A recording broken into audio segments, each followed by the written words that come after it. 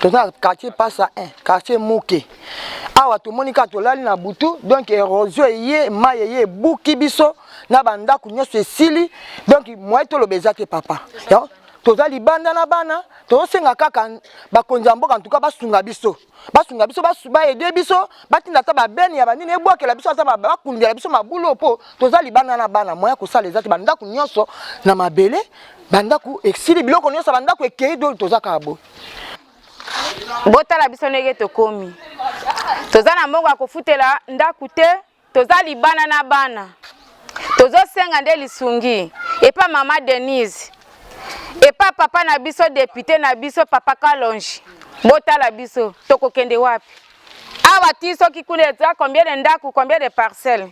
Toza na mboka akofundela bana te, bana pe bazotanga. Toko suka wapi. Eko yako kende ti eboma quartier Mobimba. Bosunga biso. Toza na bosenga ya papa Kalonji aya ko sunga biso na likambo makasi esalemi awa. Awa na quartier Mouké. Toza na posa baya ko sunga biso mama Nyakero, mama Denise. Pona situation ezali ya biso mongo tokoka te mbongo ezalaki muke yango nde tosombaki ba mapango oyo. Metela situation ndenge ekomi bana libanda, ba mama libanda, ba papa mbongo ezate misala pe ezate. De tosengi gouvernement, tosengi papa Kalonji, tosengi mama Denise Nyakero aya kosunga biso na situation oyo poto bima na pasi oyo. Papa nangana kwa kate nazali bana na bana nazali sikamza kende te. Lubango nangana zaki nango yango nazali sika mususu te. Nazana balabala na bana mubana ngape azate. Basunga ngana kokufa nazana sika mususu na kokende te. Lubango nazaki nango yango mubali pe azate a voyager. Na koka te nazali banda. Na baleba kunza mboka basunga ngai nazokoka te. Biloko nyonso echoli ngai natikali kaliputo na lati bilamba bana nyonso biloko nyonso ekei nazaka bo Kalonji ya kosunga biso moye ezate na koka te. OK, tozali vraiment awa bomoni ba événement nyonso oyo ba érosion esalami na mbula oyo elekaki oyo betaki awa na quartier Mouké si avenue Kikongo awa place bomoni awa totelemi référence na pont oyo papa na biso député Kalonji asalaki na avenue Kikongo. Pont oyo ezali kosala biso vraiment malamu po population ya ngambu ya pasama baba traverser na biloko na vie na bango mobima na ba classe ya bana. Mais awa bomona nzela yango ndenge ebukani bakonzi ya mboka na babulu ndenge salameli biso na kati ya quartier Mouké vers site Kilundu. En tout cas ba localité ya quartier na biso, ba chef du quartier ya quartier na biso, ba député ya quartier na biso ya commune ya biso, pe mama Denise, ba konzi ya mboka président république, biso vraiment to komi na suka etaki ba population na bino. Biso nde bana, bino ba papa. Nzambe azali likolo na se ezali bino. Botika biso te pona ba érosion oyo soki continuer toko telenga na quartier Mobimba tozasuna esika ya kofanda te.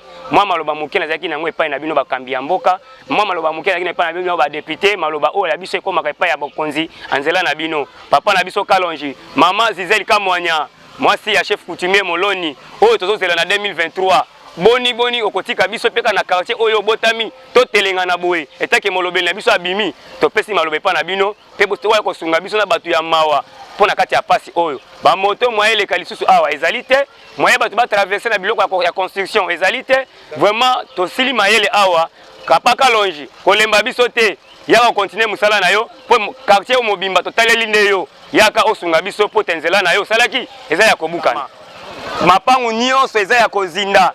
Mine bozomona bino moko ya koloba su ya kobomba mezalite bino mo na image bandaku bapangu babalabala nyonso za kokatana utilité ya pont na biso laki malamu tangu nzele ezali pont esalami awa ekomi pe menacer mabulu pemeni ya pont pont yango pe kala mingi te soto tiki yango ekokweya ba député na biso o toza kozela na 2023 botala ya biso bana bango oyo boya toza la posa na bino boya mama Zizeli Kamwanya mama ya bana ozomona quartier na yo na bana na yo nde baza kolela epa na yo ata na lisungi ekozala malamu ntango nano ezali moke tomenga kotia maboko pote mabulu oyo ekoluka biso so quartier mbato kende na banzi na suki wana epai na bino bakonzi ya mboka olongola biso na pasi oyo erosion oyo toza na bana toza so na mbongo osoma mapangu te lelo oyo soki awe bebi toza mbongo osoma mapangu mosusu wapi bolukela biso solution na bana na biso soki te boye moye te tozokufa na sa mbula a moye te bosunga biso bolobaki peuple d'abord le bandako ekei mapango ebukani